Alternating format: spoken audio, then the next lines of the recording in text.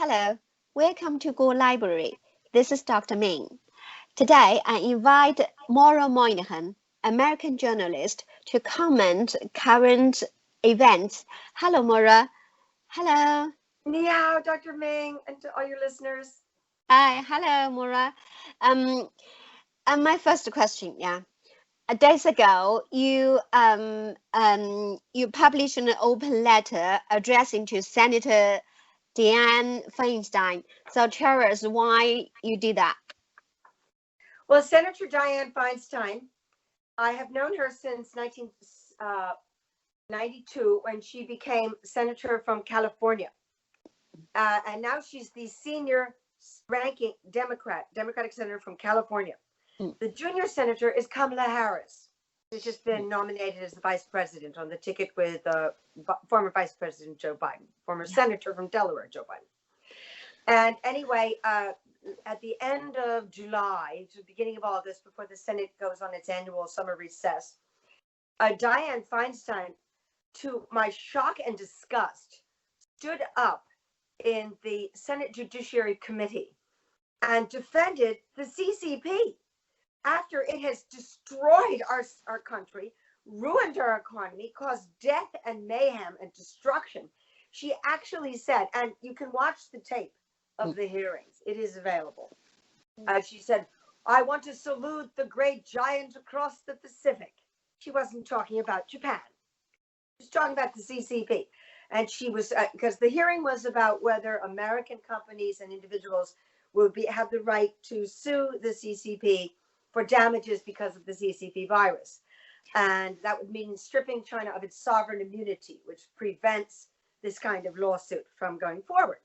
And she was not standing up for Americans, not standing up for her own California constituents, but standing up for the CCP. And it got even worse. She said, "I believe China is a respectable nation among nations, and this would be a big mistake. They've lifted millions out of poverty and all that stuff." Well, this really got me mad. So I shot off an open letter to her saying, I listened in shock, nay, horror, to your defense of a genocidal dictatorship that holds 1.4 billion people in bondage with no elections and no free press, and has spread a bioweapon around the world. You made no mention, Senator Feinstein, of the death and destruction that has befallen the American people. Which side are you on? And I also went into some detail about the fact she had a Chinese spy, this gentleman, on her Senate staff for 20 years. And in 2018, the FBI arrested him for being an agent of the CCP. Then the story kind of died, as usual. Mainstream media always gives her and the Democrats an easy pass. It wasn't always like that, but it is that way now. And when she was mayor of San Francisco before she became a senior senator, or a senator from California, and she made Shanghai the sister city. And she's a really good friend of Jiang Zemin, whom, as we know, runs the Black Hands Gang out of Shanghai, and whose family built the Three Gorges Dam, which is looking a little bit wobbly these days. Oh, like Jiang himself. You know, have you noticed he's dyeing his hair pink? At the last party conference, he's sitting there, his hair was like, he's had some facelifts and everything. Doesn't look very good. And so it's absolutely shocking that she's gotten away with this for all these years. And the mainstream media just covers it up, no big deal. Well, this was too much for me. And I'm happy to report that my letter went viral.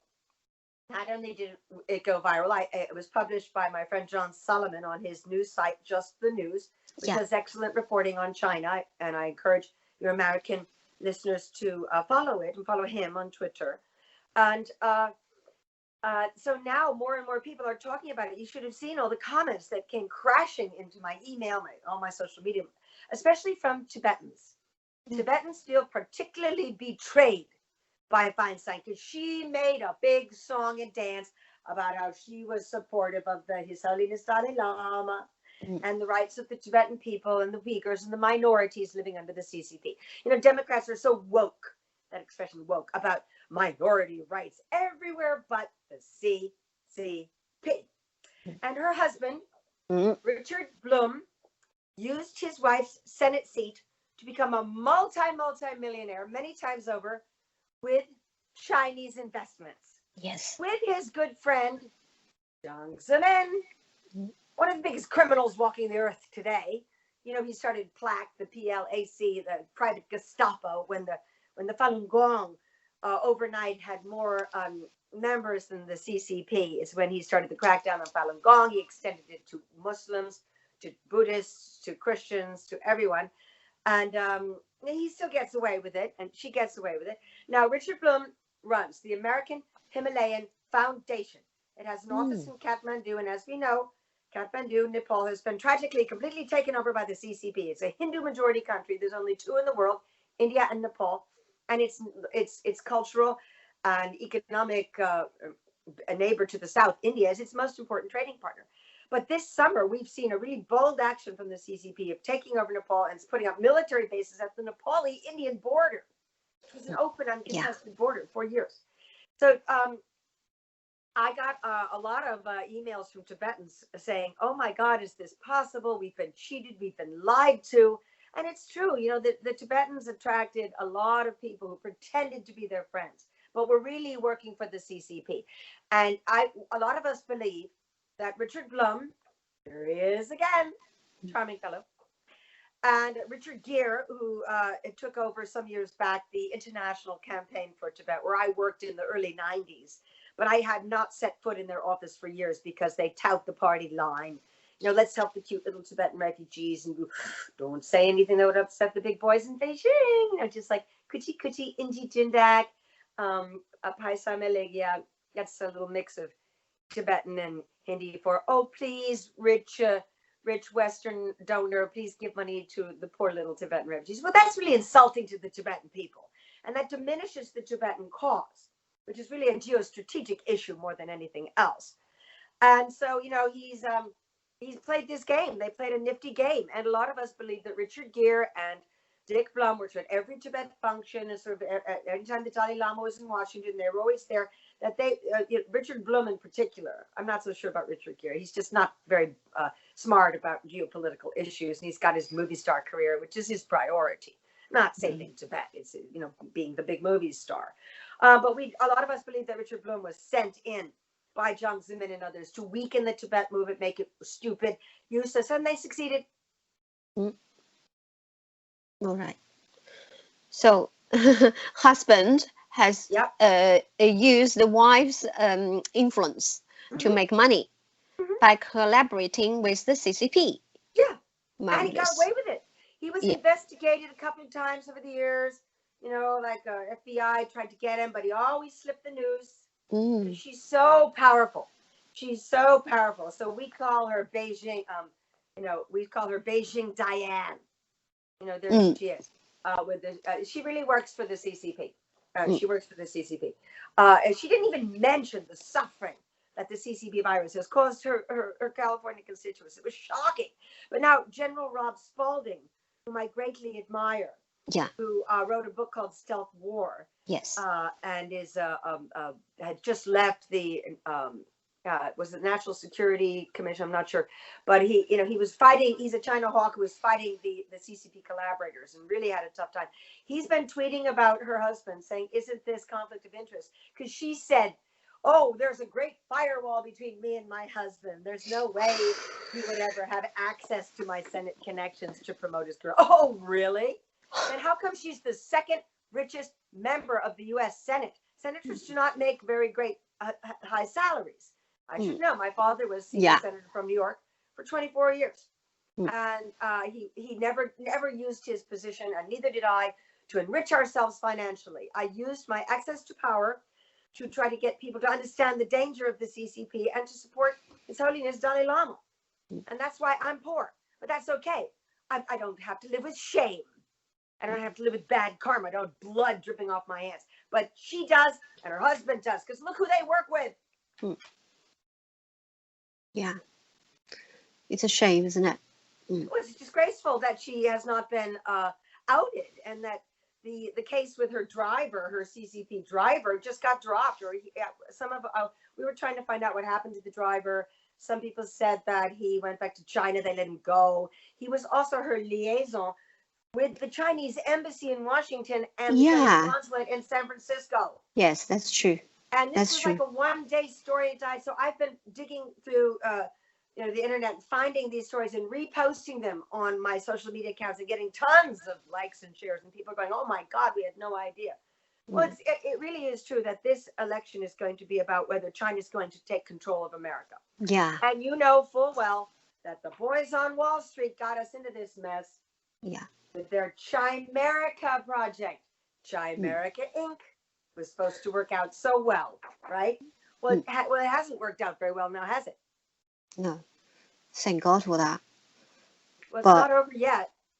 Because there's still a lot of guys on Wall Street, and the big problem in the Trump administration is Secretary of the Treasury Steve Mnuchin. Yeah. Because he's a Bush guy. You know, when the Trump people came in, they asked the Republican National Committee, the RNC, to help them staff their cabinet. And so he got in there, and he's slowing everything down. I just heard from some sources that in Washington that he's kind of spooked the White House, that you can't decouple too fast. And fortunately, President Trump signed an executive order forcing Chinese companies to finally be audited like every other companies, like American companies, on the New York Stock Exchange. And it was Obama and Biden passed a rule in 2013 that exempted Chinese companies from audits on the New York Stock Exchange. Now, why is this not front page news? Oh, because the media is covering up, because the media is also in cahoots with the CCP. Yeah. The New York Times announced that they're going to stop running their weekly color ads from China Daily, but they didn't say they were not going to take money from China Daily. No. Or send their journalists on junkets with the CCP and Xinhua and all that stuff.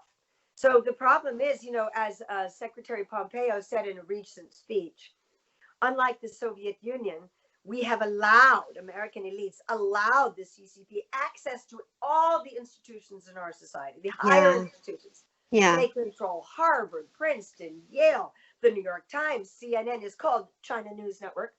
Yeah. And so getting rid of them is going to be a lot harder because the Soviet Union didn't have this kind of access. No, we even got the news that days ago, a ex-CIA official was arrested in Hawaii, and he, before his arrest, he had been working for the CCP for over 20 years. Yeah. And he accessed the top level secret.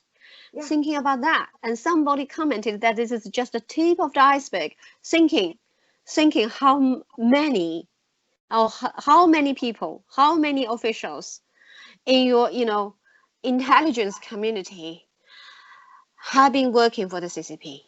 Oh, so many. Wow. Oh, so wow. he was a Chinese national. He was from Hong Kong, and he became a naturalized American citizen. Yes. But you know, these stories are not new. They just don't get a lot of coverage. I have followed these stories for years and years and years, Ming.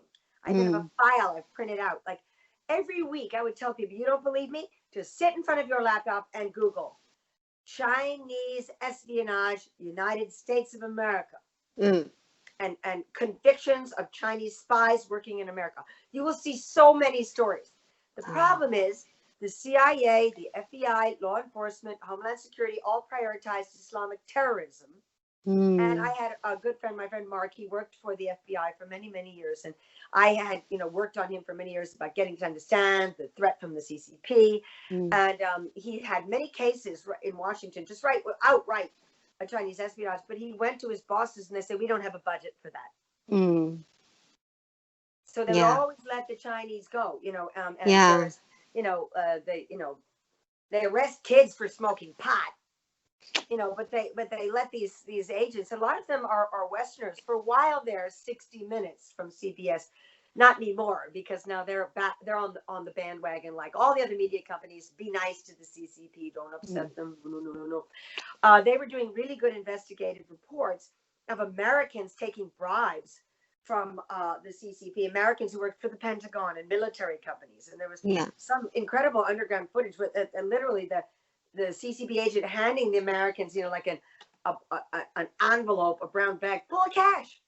Yeah, but not much actually. Not very much actually. I was going to say they bought them cheap. Yes, just for that guy, he only got about a few thousands, or just Yeah, 50,000. I said, what? That's very cheap. They sold It's out the United States of America for cheap change to a yeah. genocidal dictatorship that tortures children in concentration camps. What's wrong with these people? What's wrong with our society? I guess they thought it was okay because Wall Street, Harvard, Princeton, Yale, our former presidents, they all normalized the CCP. So I guess they thought it was okay. It's a shame. Yeah, it is.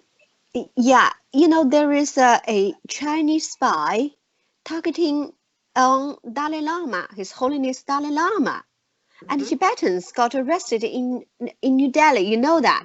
Yes, of course. Yeah. Of course. I follow all the news about the Tibetan community in India and Nepal because it's the only Tibetan community that is truly accessible to Tibet researchers, unlike the poor people inside Chinese occupied Tibet. Mm. And that was a very interesting case because that guy had come into Nepal, from China to Nepal, because since this Maoist government has taken over Nepal, it's been going on for many years. In 2008, the monarchy was abolished and the Maoists just completely took over. But now it's really blatant.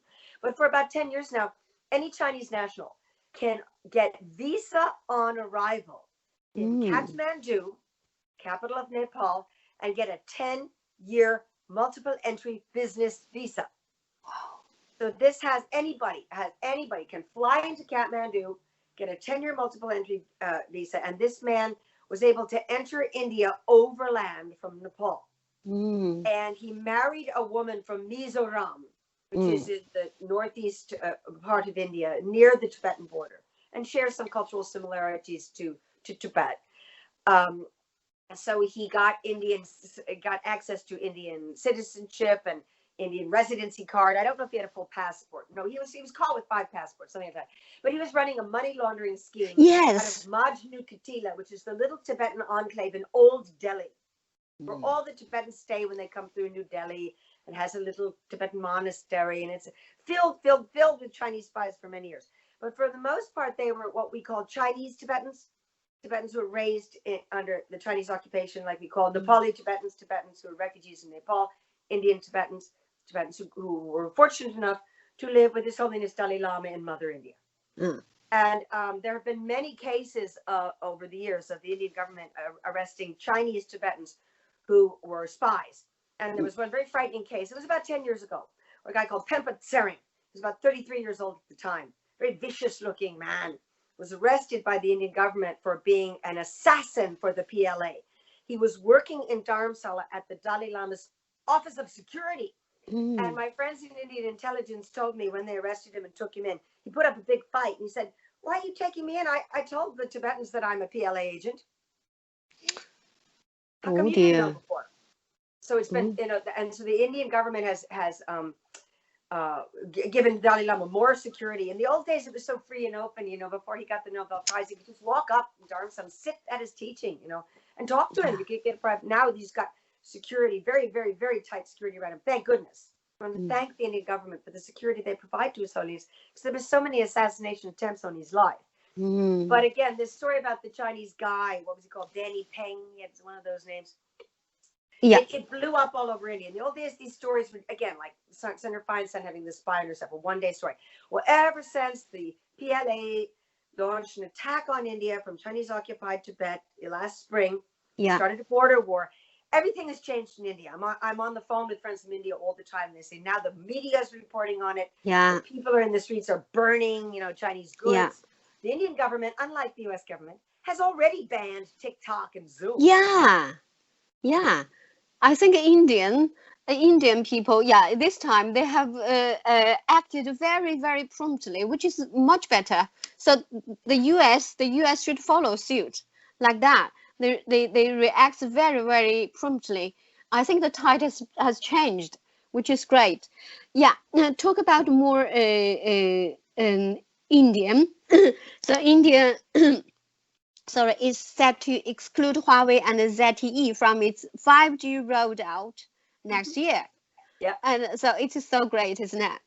Oh, thank God. So it's also for the national security. And also, I think the Indian people have waken up to the threat imposed by the Chinese government, of course. And also, you mentioned that according to Indian intelligence, the wars, are being planned by Beijing. Could you elaborate that for us, please? Yes, this is very important. Oh, I just want to make one point about why we can't get TikTok and Huawei and Zoom banned here. Is because they immediately went out and hired a team of lobbyists in Washington. Yeah, yes. And in fact, a friend of mine sent me an advertisement for a Huawei lobbyist job. I mean, it was risible, but this shows that money can buy you as much corruption as you want, as much influence as you want. Say, like, looking for an American national to help promote Huawei's goals. Huawei's goals? Yeah, torture, murder, surveillance, concentration camps. And you know that the phone was ringing off the hook because it's a big salary. Yeah. Indian government is different. They don't have that kind of lobbyist system that the American government has. India is much more nationalist that way, and more protectionist that way. But back to the wars, this is very important because my friends in Indian intelligence, they always have the best info on the CCP. Yes. Much more, way before Americans get it.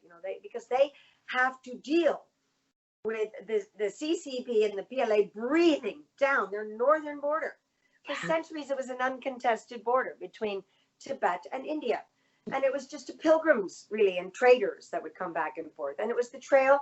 You had to go through a bit of Nepal, western Nepal, to get to Tibet, to go to Mount Kailash, the sacred mountain in western Tibet, sacred to the Hindus and the Buddhists.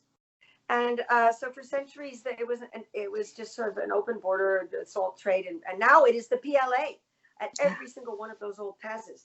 And they have the strategic high ground. And the Indian intelligence officials and Indian army guys that I know, they all know this. They've told me for years and years, Maura, what are we going to do? Because they've got the high ground of Asia. Here's a map of the Tibetan plateau. Here's India. There's Xinjiang. And this shows how it is, as an old Tibetan friend of mine said, Tibet is a country defined by altitude. And it wasn't until the 20th century, the era of mechanized warfare, the tank and the airplane, that the PLA armies could ever get into Tibet. And so now they're there and they have all their reinforcements. Of course, they lied when they said a ceasefire. There was supposed to be a ceasefire. Then what they did is they brought thousands and thousands of reinforcements from other parts of China to the Indian border, because the Tibetan plateau has been completely militarized. I saw it with my own eyes in my trip to Tibet. And so here's the latest, which is very disturbing. As we've noticed, I read Global Times and Xinhua every day. Other people have normal lives. They learn to play the clarinet, or they learn to knit, or they garden. Me, I just read CCP propaganda all day. But you are the top class CCP specialist. Oh, thank you. I try. Because, we should study them. Just go to their websites. They have it all translated into every language. Read all about it. Can read all about what their plans are. Well, for months now, Papashi has been sending out messages to the Chinese people. Prepare for war. Get ready for battle.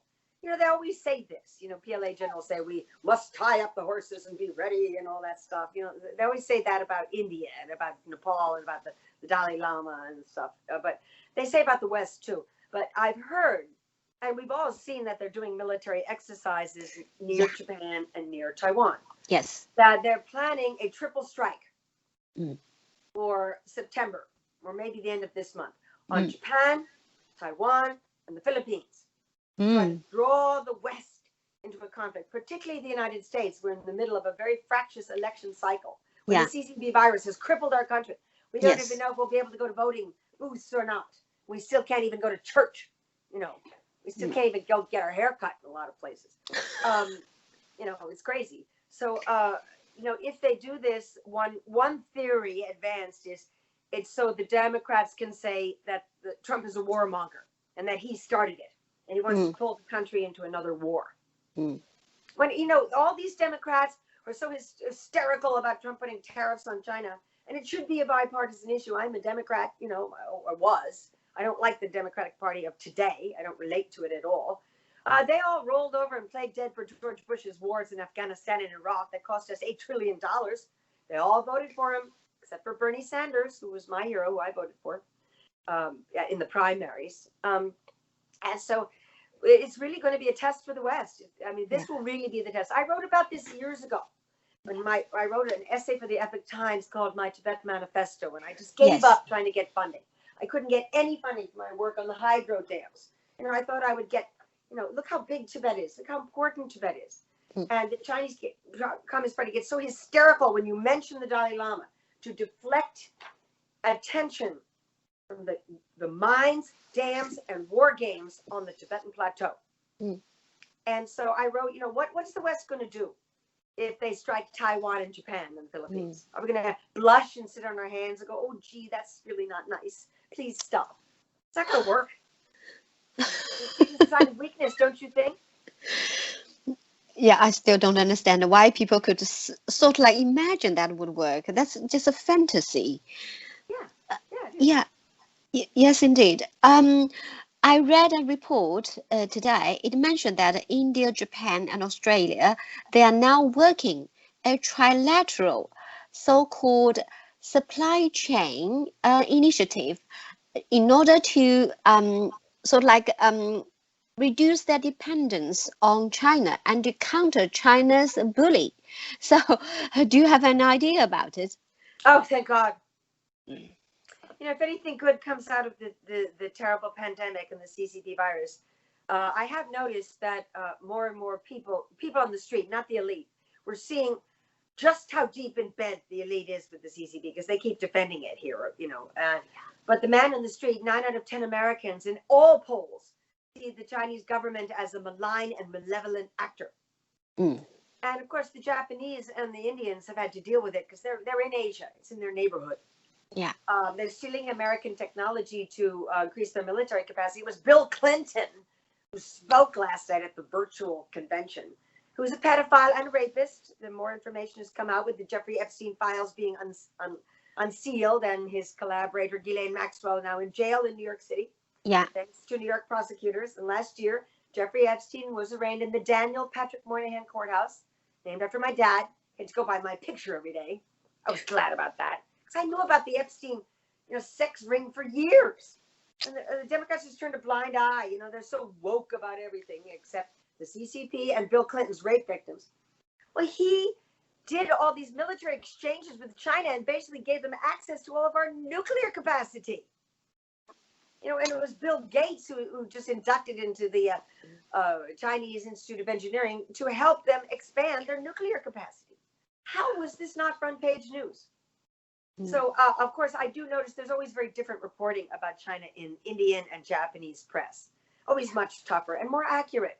So that's where I go for a lot of my news sources. And I've always admired Shinzo Abe, because Shinzo Abe, the Prime Minister of Japan, is one of the only Asian leaders who did not bow to CCP pressure and still permits the Dalai Lama to come to Japan for Buddhist teachings and for public talks. A one by one, when Obama did not meet the Dalai Lama in 2009, a domino effect happened. Where all over the world, people threw the Dalai Lama and the Tibet issue under the bus to their own peril. And now it's different in Southeast Asian nations. Thailand was the first country to invite the Dalai Lama in '66 from India to come meet, and they refused the Dalai Lama a visa in 2000 when Thaksin Shinawatra was prime minister. And we know he works with the CCP because fortunately the Thai government found him guilty of corruption, and he fled the country, and he's basically living in Beijing. He's spending most of his time in Beijing now. But also he worked with the same political consultant, Mark Penn, who helped Thaksin Shinawatra become prime minister. Mark Penn was the campaign manager for Hillary Clinton 2 times, her 2 failed bids. And so if Hillary Clinton had won, I was in Thailand for the election in 2016 when Trump defeated Hillary. A lot of my Thai friends were very happy about that, because if she'd won, they said Thaksin Shinawatra will come right back in and destroy Thailand. So I think none of the countries in Asia have any illusions about Chinese power and how dangerous it is. But the poor, broken Maoist governments in Nepal, Laos, Cambodia, they really can't do anything because they have Maoist governments and they're taking all these BRI money. But I think the alliance of America, Australia, Japan, India is a serious one, and I hope it gets going soon. Yeah.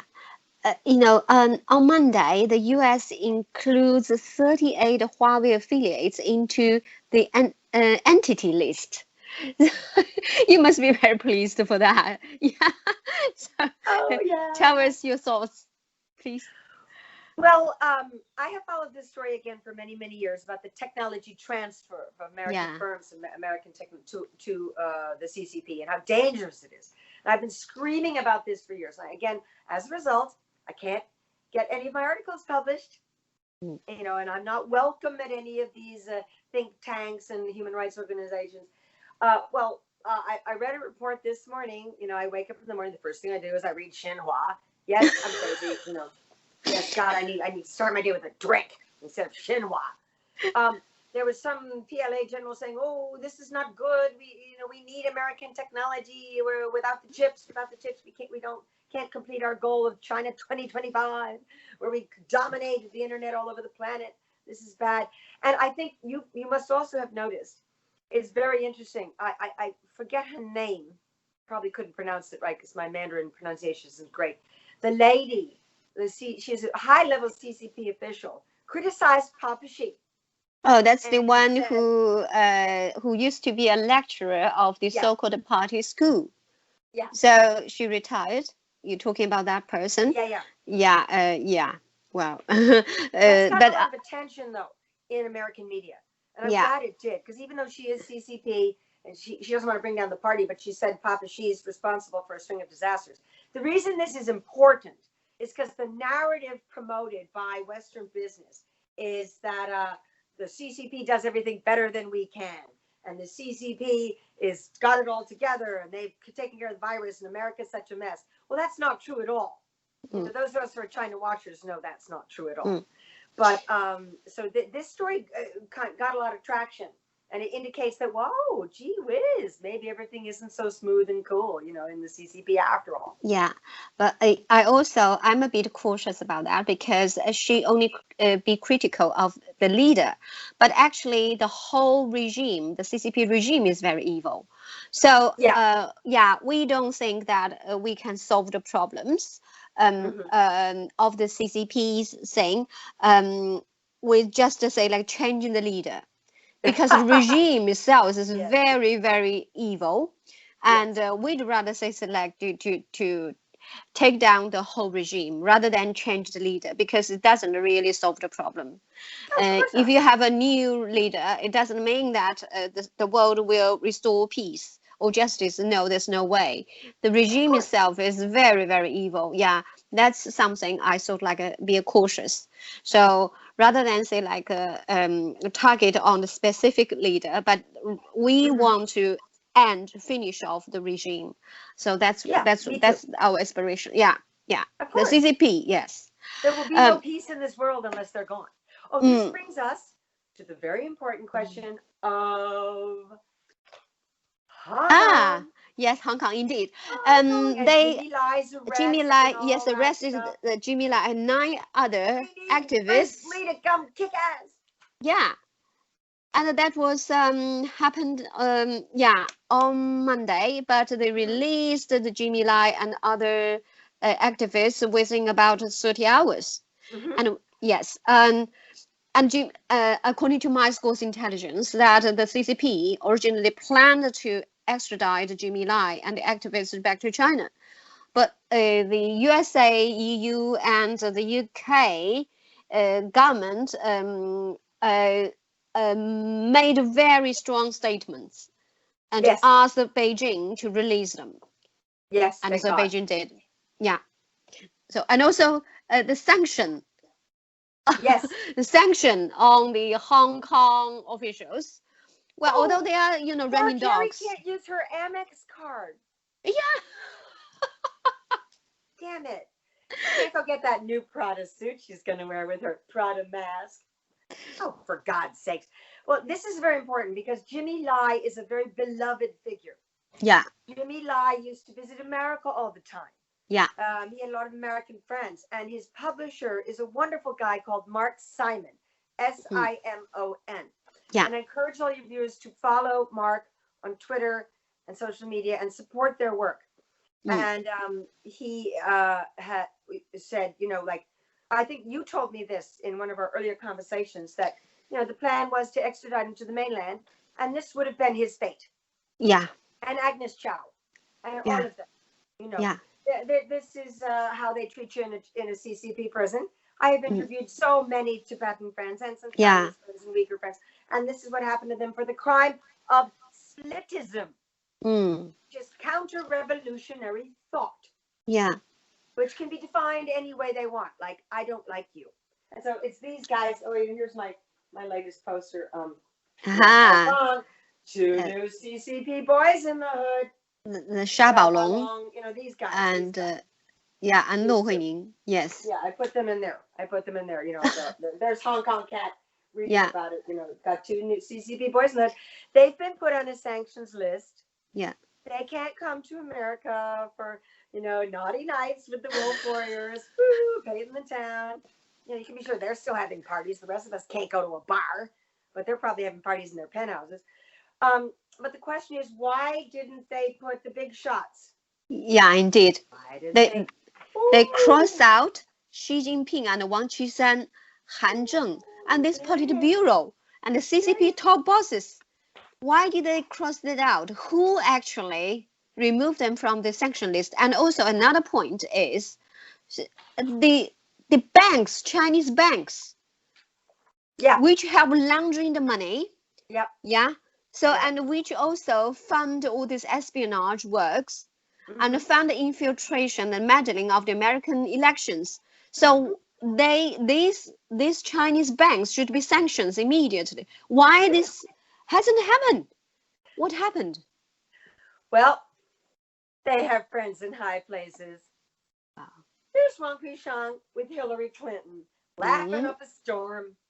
And there's Timothy Geithner, who was Secretary of the Treasury before Mnuchin, also total CCP apologist, total CCP bootlicker, and I don't know who this gentleman is, but, they got friends in high places. Because once upon leaving the Treasury, he just went right back to Wall Street, making a fortune. Those guys really seem to run our society much more than our politicians.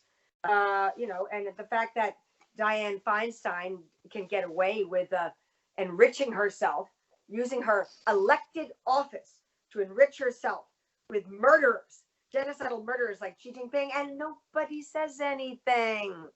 That's the only reason. That's all I can think of. I've been watching it with despair my whole life. But thank God we still have some people like Mr. Bannon, the CCP Slayer. I did this portrait of him because, I did that portrait of him because, if not for people like him telling it straight to the American people about the dangers of the CCP, all you get is this whitewash in the mainstream media. People will be ignorant. And we're in a death match. We're in a death match with the CCP. They declared war on the United States. They said so when the virus first hit America. PLA general, I forget his name, said, America has the COVID virus. Go ahead and die, America. That's not on the front page of the New York Times. But if it was Russia or India or Japan who'd said something like that, you would damn sure be front page news everywhere. They're not a threat to the survival of the United States. The Hong Kong story is very important. Let's get back to the Hong Kong story, because at least they started, with these two guys, Yeah. Maybe it's a start, but I think it's really important, for people to know how come the big shots don't get on the list. Indeed. I think because the State Department is also filled with sinologists and Chinese spies. Packed. They always get the easy pass. It's, as we've discussed in some of our previous interviews that I got a lot of feedback from, it's so much easier for someone in Beijing to get an American visa than someone from Hong Kong, or certainly someone from India. It's so hard for our Indian friends to get visas, but Beijing, no problem. They just say you're going to give $500,000 real estate. They give you a green card. So I think, they're probably in the State Department there's all these people, apologists, saying, no, no, no, we don't want to be too tough on the CCP. We still need to have dialogue and cooperation and engagement. See, I'm much more in Mr. Bannon's side, which I think we cut them off. No engagement.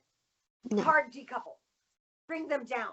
And if we did that, we can see from the fear and the terror about like denying them the Huawei chips, that we could bring the CCP down very quickly if we denied them access to our capital markets and if we opened the firewall.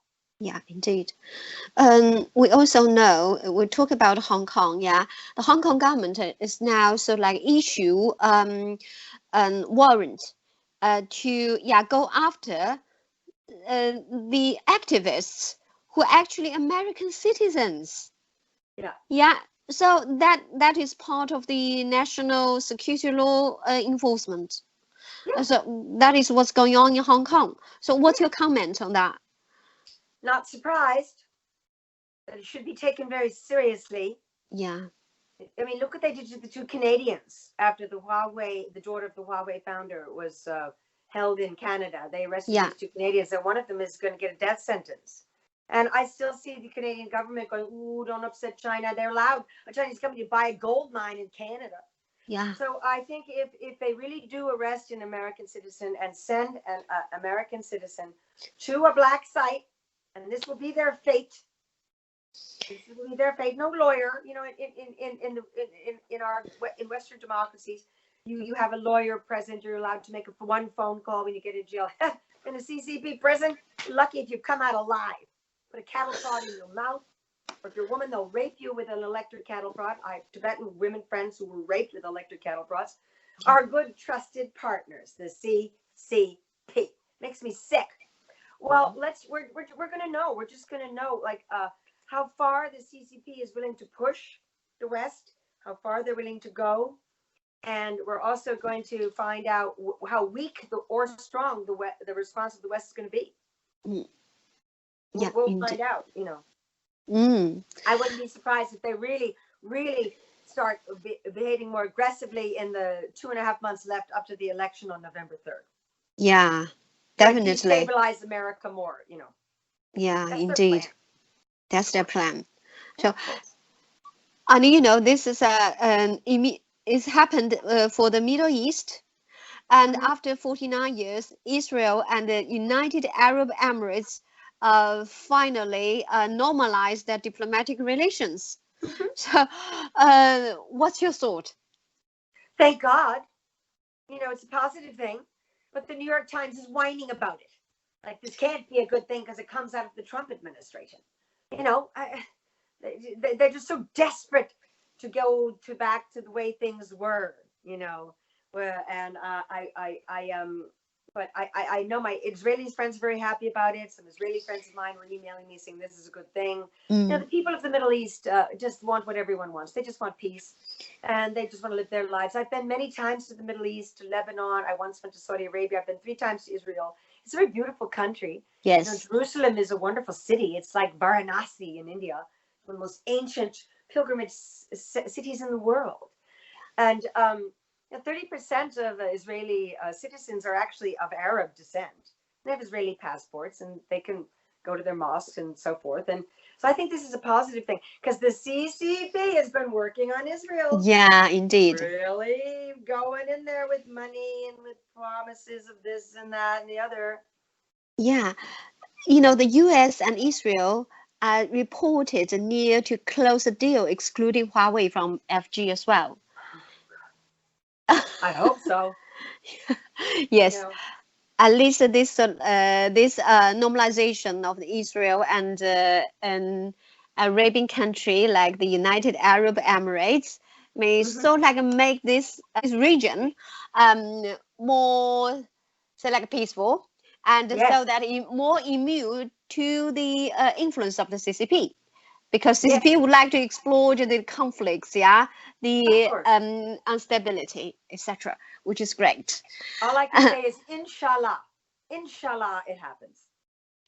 Inshallah, that there will be peace in the Middle East and the CCP's influence will start to erode. They'll still try, You know, as long as they can, they'll keep trying. Then they never seem to give up, which is why the only way we'll ever have peace in this world is a death to the CCP. That's your new hobby. Blast. Yes, blood paint the China Daily, right? The China Daily. Yes. I walk around New York City with my with a big bottle of red acrylic paint. And every time I see a China Daily news box, I pour the red paint on it, as you can see. Now, people ask me, why do I do this? I said, well, I used to kick them over, but that doesn't really do much because then they just put them back up. But this paint is really hard to get off. You need a special cleanser. And so I go buy the news box like just 2 or 3 months later. It's still got the red on it.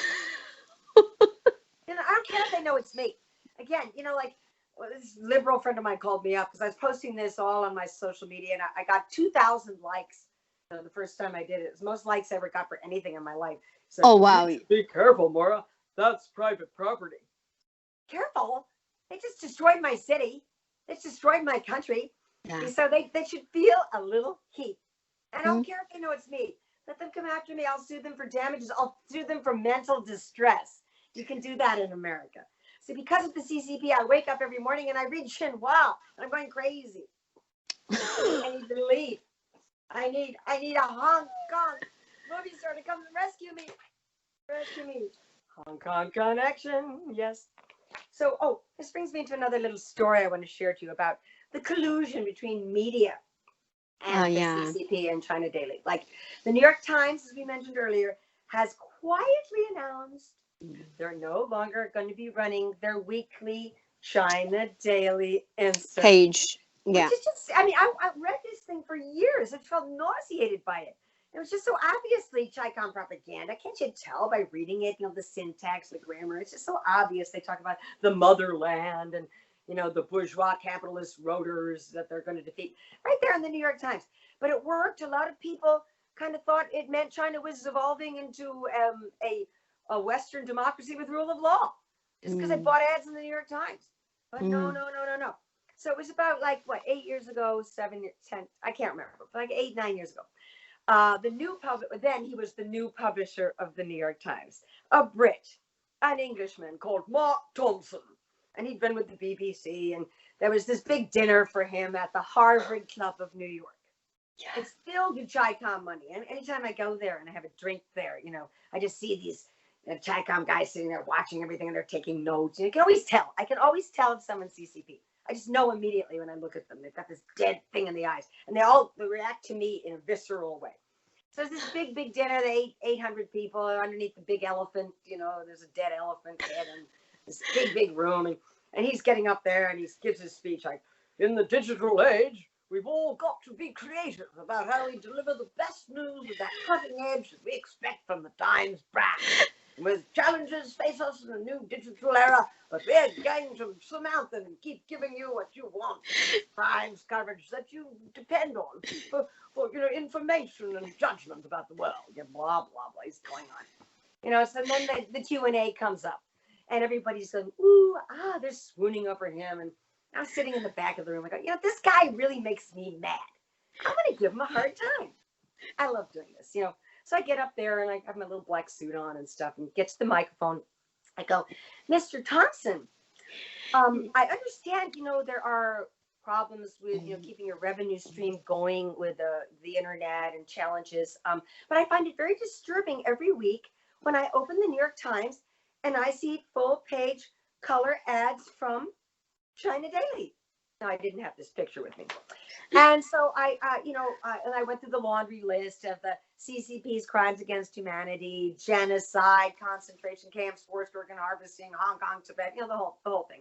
He's looking more and more nervous. There's dead silence in the room. So I get to my final question. I say, I know you need money in the internet age, but do you really have to take money from the Chinese Communist Party? And he's stumbling, and he goes, we don't tell our advertisers what to do with their own shops, you know. We try to stay out of that. I go, oh, so you don't have a problem with concentration camps? That's okay with you? You don't mind? The next question. So he's freaking out. And so it just so happens that at the kind of intimate dinner upstairs afterwards for the VIP crowd, I was seated at the head table right across from Mr. Thompson. And Oh he's looking dear. at me with hate. Hey, he's chewing his food. God. Oh, what is that girl doing here? Get rid of her. You know, and I'm kind of smiling at him. Hi. Glad to know that you work for the CCP. I just wanted to clarify that. You're on my list. I'm going to come get you. You know, because like somebody has to do it. You know, otherwise these guys get a walk to get the easy pass. I mean, I'm always the person they dread at the Asia Society. For years, Mick, the Asia Society of New York always has some talk about China's growth, China's future, you know, how China's going to run the 21st century, blah, blah, blah. And there always be some American banker up there with his fancy suit going, I don't think it's our place to tell Chinese how to run their country. You know, and I said, oh, so you don't have a problem with concentration camps? That's okay with you. Get that woman out of here. You know, I was once asked to leave, actually. You know, I bought my ticket. I said, why do I have to leave? I paid $15 to hear you praise the CCP. Can I at least get under your skin by asking you a tough question? And look at, oh, this is my best moment, though. Surely you've heard of the Council on Foreign Relations, right? Richard Haas. Steve Bannon is always going after Mr. Haas on War Room. He's one of those New York intellectuals, you know, who's always praising the CCP, and he runs the Council on Foreign Relations, and it's this fancy building. It looks like a Mayfair building in London, you know, on the Upper East Side, and there's like fancy chairs and like paintings, and you walk in, and they were having a discussion about religious freedom. This was 2008, when the Beijing Blood Olympics were going on. So I took my friend, the Tibetan monk who survived 33 years in a Chinese labor camp. We've discussed him on the show, Paul Gatso. Yeah. Because I called and I said, can I bring a guest? They said, certainly, Miss Moynihan, you can bring a guest. They didn't know the guest was a Tibetan monk torture survivor. And there are all these Chinese guys that are CCP. It's all CCP. And they literally kind of lurched at us when we came in, like they were trying to strangle us. And I held Paulden's hand and we sat down, and they're all looking and they're taking notes, and they were coming up to me afterwards like they were trying to physically attack me. That's okay. I just kind of smile, I go like this. I was never allowed to go to the Council on Foreign Relations ever again. Okay. I just wanted to You get had your under time. their skin, expose their hypocrisy, their criminal alliance with the CCP. Yeah. See, we Tibet people are useful for some things. We're useful because we're the only people all these years who stood up at these forums and outed these people, exposed them, made them uncomfortable. And it's not enough, obviously, but at least somebody did something, you know? Yeah. I saw like years ago, I was informed that in the USA you have this bill which prevent the revolving door effect, in terms that you have this government officials, they should be banned from lobbying for the foreign governments for a certain time of a certain time after they exit from their posts in the government. But it doesn't seem to work anymore now. I don't think, I could be wrong, but I don't think that bill was ever passed. Oh, right. You know, it's one thing to, like, we've introduced bills year after year after year on, you know, Tibet, and just because you introduce a bill doesn't mean it went anywhere. It takes a long time for the bill to pass. And but this bill is being discussed more and more. Anders Kaur has discussed it, Dr. Kaur, with his work on the CCP, which is excellent. And I encourage all of your viewers to follow Dr. Anders Kaur on Twitter, and his posts are superb and his articles are superb. But I mean, for example, here's a perfect example. Senator Max Baucus. Oh, it's too bad I don't have a picture of him, but you can be sure he'd be right up there with all of his friends in the Democratic Party who love CCP cash. He was senator from Montana. He wasn't a very distinguished senator. I met him many, many times, and when he served with my dad.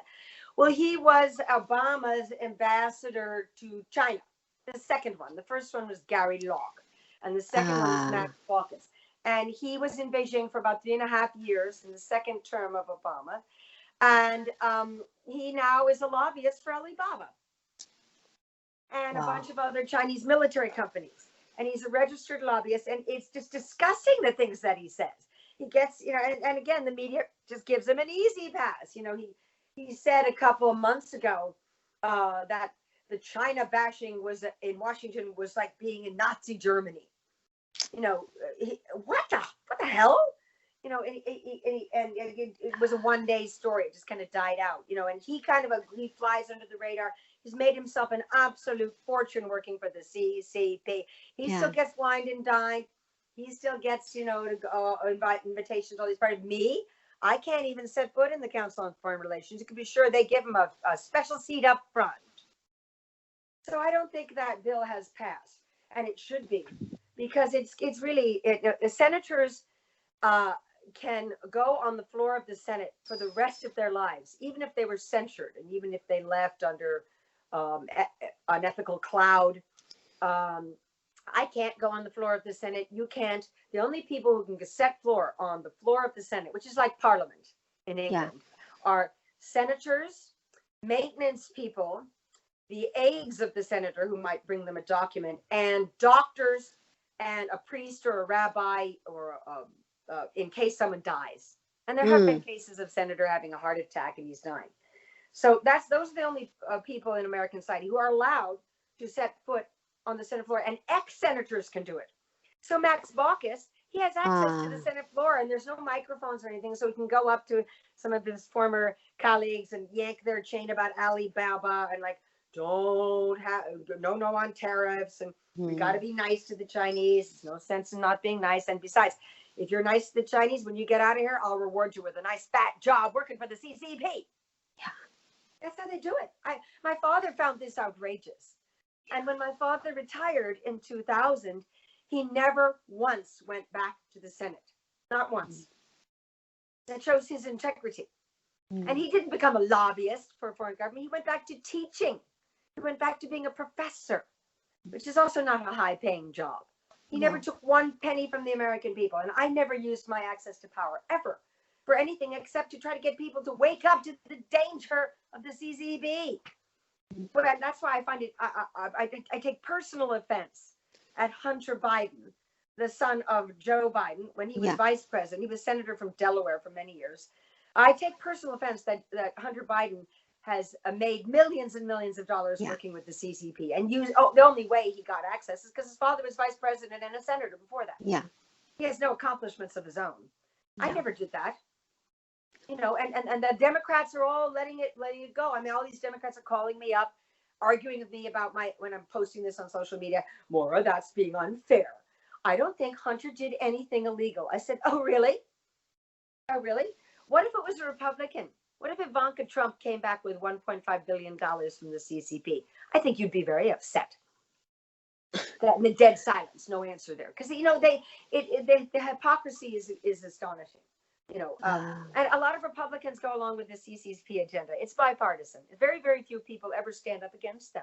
That's why we're in this crisis, right? Yeah. Are there other things you'd like to address? Well, I think we really do have to keep our eye on the flooding in China.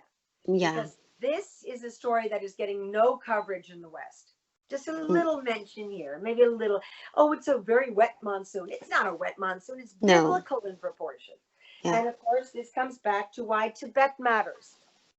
Yeah. Because for 70 years now, they have yoked and choked Tibet's rivers, and they have deforested. Sorry, I had the map. Sorry, I held it wrong. This is the area of eastern Tibet. And I went there 25 years ago this month. I went to Kham province. We can discuss this in a future interview. I drove all the way. It took a whole week in a truck. Me and 3 Tibetan guys in a truck. We drove from Lhasa to Tumdo. Tumdo is the capital of Kham. Because Tibet was 3 regions. The Choklasum in Tibetan. Amdo, which is the birthplace of the Dalai Lama, which has the world's largest uranium deposits. And near the Dalai Lama's birthplace is the 9th Academy, which is the or oldest nuclear site for the PLA. Yeah. And then Kham and Utsam. And what this CCP allows us, the Tibetan Autonomous Region is really just a slice of Utsung and Kham province. It doesn't show all of Tibet. They partitioned Tibet in about 17 different provinces. Well, Chamdo, the capital of Kham, where I went, I could see this vast project of deforestation. There was virgin forests which protected China, protected southern China, the Sichuan, Gansu area from flooding. Well, they've deforested all of that, and they sent the logs back to the mainland for development and construction. And I photographed this and documented it because whole hillsides, you can see whole mountains, are just completely clear cutting. This is also contributing to the flooding in China. Yeah. The deforestation of Tibet's virgin forest, never discussed. No one knows anything about it. But this is the cost of appeasing the CCP on the occupation of Tibet, because the Chinese people now have to pay a high price too. Yeah. And a lot of these rivers are transnational, but the Yellow River and the Yangtze River go from Tibet into China. Now there's floods on the Yellow, floods on the Yangtze. It's probably just going to get worse. We'll have to see. We'll have to see what Jiang Zemin and his friend, oh, where is she? Where did the picture go? I just have to look at it one more time. Oh, yeah. We just have to see what Beijing Diane and her friend Jiang Zemin and her husband Richard Blum will do. Oh, here's an idea that I have before we close. I want Guo Media viewers to write emails to Senator Feinstein's offices. You can find them on the internet. I have written many, many times, like that you can just put your message. Also, easier to get to maybe, and also a real soft point is Richard Blum's American Himalayan Foundation.